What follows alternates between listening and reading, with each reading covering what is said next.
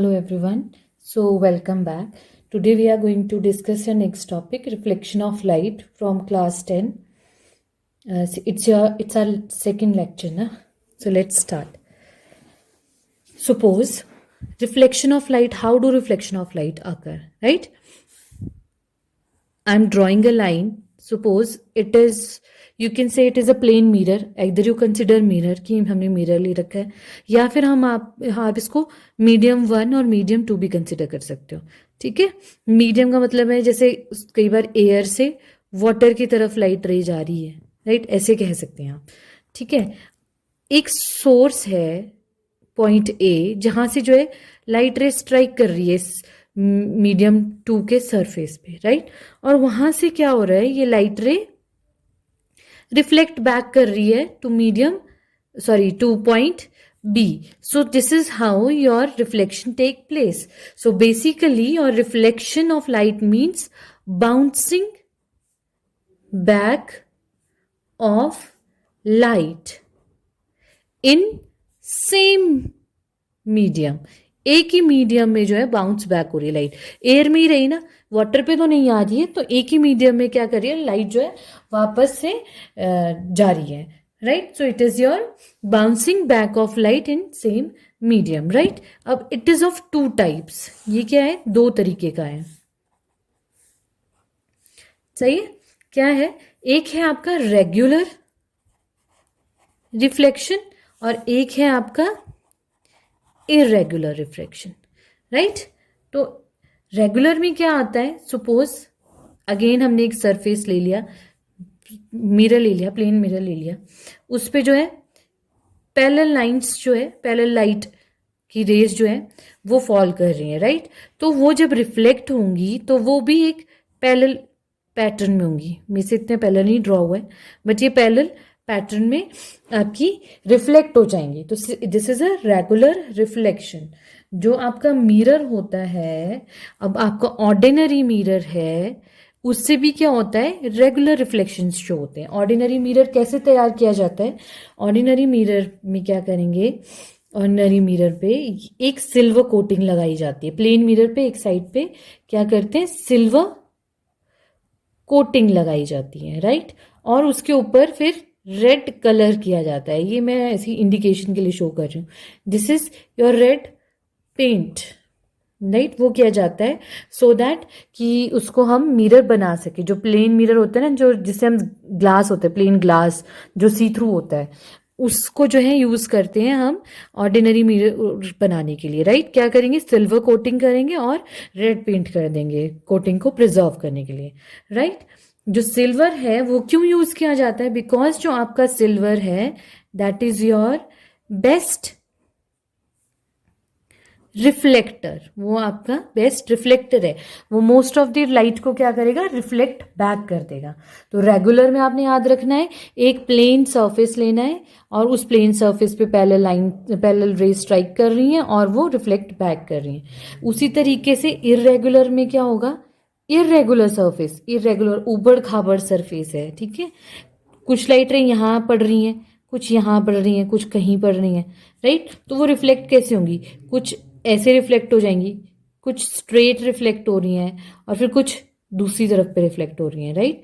So this is how your irregular light rays reflect, right. अलग अलग तरीके से रिफ्लेक्ट हो रही हैं. तो ये तो इरेगुलर पैटर्न है क्योंकि ये एक दूसरे को क्रॉस भी कर रही हैं, कोई दूर जा रही हैं, कोई नज़दीक है और कई एक दूसरे को क्रॉस कर रही हैं. सो this is how you can से इरेगुलर सरफेस की वजह से इरेगुलर रिफ्लेक्शंस होते हैं, राइट. इसको हम एक और नाम दे सकते हैं, diffusion, diffuse reflection, right. Diffuse reflection, या you can say it is your scattering of light, right.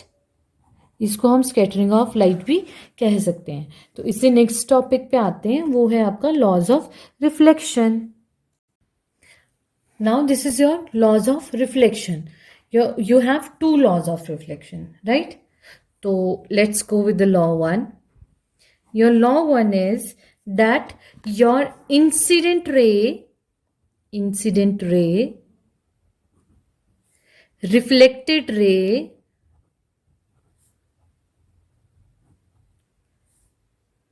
and normal all lies in a same plane. सारे के सारे क्या कर रहे हैं, सेम प्लेन में लाई कर रहे हैं. हाउ, अब आप पूछोगे मैम कहाँ पे है ये, तो let's draw a diagram for this law. This is your surface, reflecting surface you can say, right? A light beam is striking on this surface. Okay, now this beam is reflected back.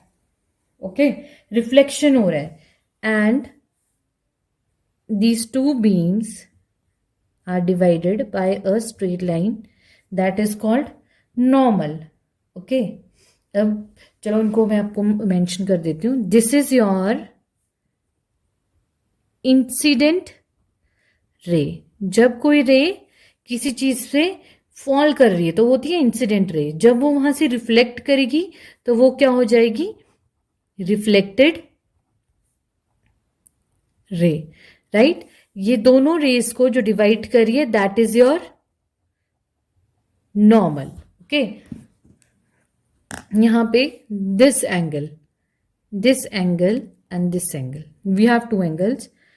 So this is your, let me write here, angle of incidence. Right, angle of incident, इसको angle I's आप बुला सकते हो. And this is your angle of reflection, तो इसको हम angle R बुलाएंगे. Right, this is your angle of incidence, this is angle of reflection and this is a plane mirror. जो सरफेस हमने लिया है this is a plane mirror. अब हमारा फर्स्ट लॉ क्या कह रहा है कि योर इंसिडेंट रे, दिस रे, रिफ्लेक्टेड रे मीन्स दिस रे and normal, this is your normal, these all lies in a same plane. Yes, they are lying on a same plane. क्यों, क्योंकि हमने एक ही प्लेन मिरर सरफेस लिया हुआ है और उसी सरफेस पे आपकी इंसिडेंट रे भी है, आपकी रिफ्लेक्टेड रे भी है और आपका नॉर्मल भी है. Right, so they all lies in a same plane, so this is true. Now what about your second law? According to this law, the angle of your reflection is always equal to your angle of incident. Right, law, second law में, according to your second law, your angle of incidence या angle of reflection is always equal to your angle of incident. ठीक है, incident angle is equal to your angle of reflection, या you can say vice versa, angle of reflection is equal to your angle of incidence. Right, so this is your second law, and these laws of reflection are applicable to all types of reflecting surfaces including a spherical surface. ये सभी की सभी plane surface होगा चाहे spherical surface होगा, सभी के लिए क्या है, ये एप्लीकेबल है. राइट,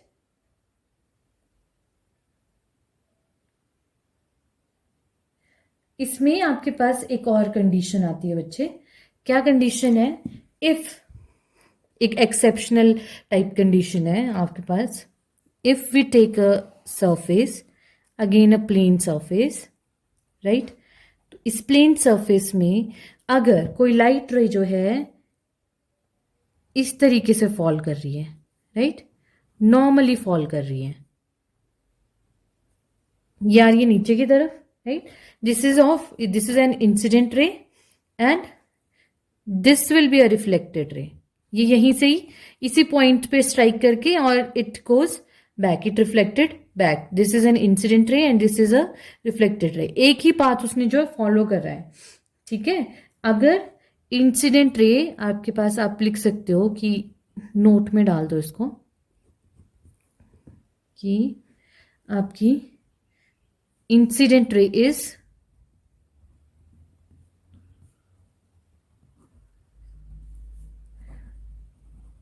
following नॉर्मली फॉल कर रही है ये, राइट। तो क्या होगा आपकी, जो अगर इंसिडेंट रे नॉर्मली फॉल कर रही है तो वो सेम पाथ रिफ्लेक्शन के लिए भी फॉलो करेगी। अब इस सिचुएशन में क्या हो जाएगा, इस सिचुएशन में you don't have any angle, कोई भी एंगल फॉर्म नहीं किया। क्या एंगल है इधर, जीरो एंगल है, नो एंगल इज फॉर्म्ड, है ना। तो क्या होगा, अगर आप लिखोगे, हम लिखते हैं सेकेंड लॉ के accordingly, angle I incidence angle is equal to your reflected angle, right. But होगा क्या, एंगल ऑफ रिफ्लेक्शन होगा क्या, ये दोनों के दोनों एंगल्स क्या हो जाएंगे, 0 डिग्री हो जाएंगे। ओके, क्यों, क्योंकि because there is no angle formed here, right.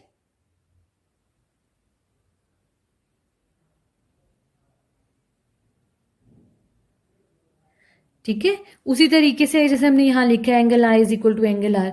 Suppose if I say that this angle is your angle I is 60, so your angle R will also be 60, right.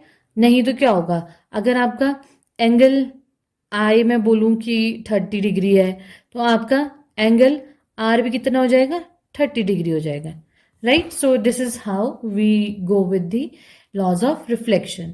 Okay, first law is that incident, reflected and normal lies in a same plane. Second law is angle I is equal to angle R. क्यों बोल सकते हैं, क्योंकि जो normal है, आपने mathematics में पढ़ा होगा ज्योमेट्री में, कि जो नॉर्मल होता है वो हमेशा एक एंगल को 2 इक्वल पार्ट्स में डिवाइड करता है, इसीलिए हम कहते हैं angle I is equal to angle R, right. अगर एंगल आई को हम 60 कंसिडर करेंगे तो आर ऑटोमेटिकली 60 हो जाएगा, अगर 30 कंसिडर करेंगे तो आर ऑटोमेटिकली 30 हो जाएगा। उसी तरीके से अगर इंसिडेंट रे जो है इज फॉलोइंग नॉर्मली, नॉर्मली मतलब बिल्कुल एक ही पाथ पे जो है बिल्कुल नॉर्मल पे फॉल कर रहा है, तो क्या होगा, आपका कोई भी एंगल फॉर्म नहीं होगा इधर, एंगल ऑफ इंसिडेंट और रिफ्लेक्शन का, so they will be equal to 0. So that's all for today. I hope you like the video. Please like, share and subscribe.